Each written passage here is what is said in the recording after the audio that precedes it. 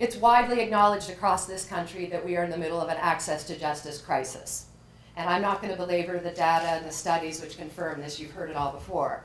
Suffice it to say, in recent years, the phrase access to justice is on everybody's lips. At the Barrister Society, we talk about access to legal services because we decided to carve off a bit of that huge piece, access to justice. It can mean so much.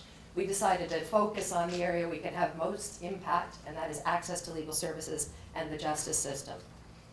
And a large component of that work involves collaborating with, consulting with, advocating for disadvantaged Nova Scotians who struggle to have access to the legal system and legal services. But on another level, perhaps a more complicated level, on a level that's harder to understand, the regulatory reform work that we're doing is also about access to justice.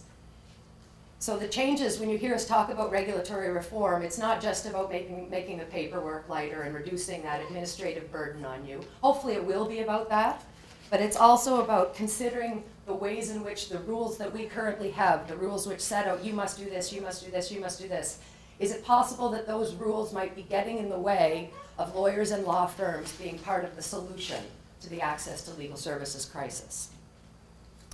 A few weeks ago, I was flipping through the Cape Breton Post, and I came across a picture of our own Sheldon Nathanson. He's not here today, I don't think, or I would have heard him by now. Oh, he's hiding. He's here. And in the Cape Breton Post, there was a picture of Sheldon at a table at a seniors expo in Whitney Pier. He was manning that table. I think he was offering information to seniors about powers of attorney, estate planning, wills. He was probably drumming up a little business on the side. But alongside that table was a table from the Atlantic Superstore where they were handing out, I think, free exotic fruit and healthy recipes. Now, my first thought was that I felt very sorry for the poor guy from the Superstore, who no doubt had to deal with Sheldon playing with the exotic fruit all day long. But my second thought, and there's a nerd alert here, my second thought was, this makes me think about entity regulation. I know.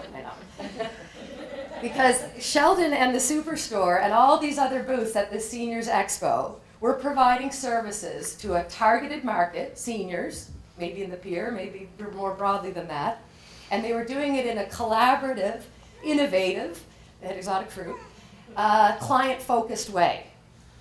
So what if the business models that were available to lawyers and law firms allowed lawyers and law firms to experiment with that kind of innovative service delivery on a more routine basis, not just at a seniors expo in the Pier?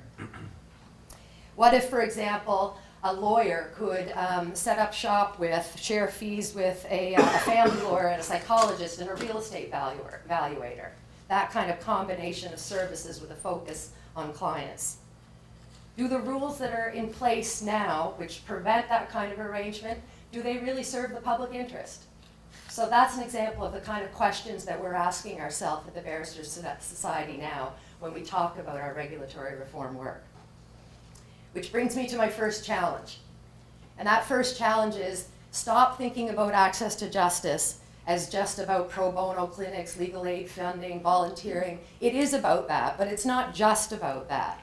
Instead, imagine a world where lawyers and law firms can experiment with providing services services in law that they don't currently serve to members of the population that they're not currently serving, and doing that in a way that's profitable for them as businesses.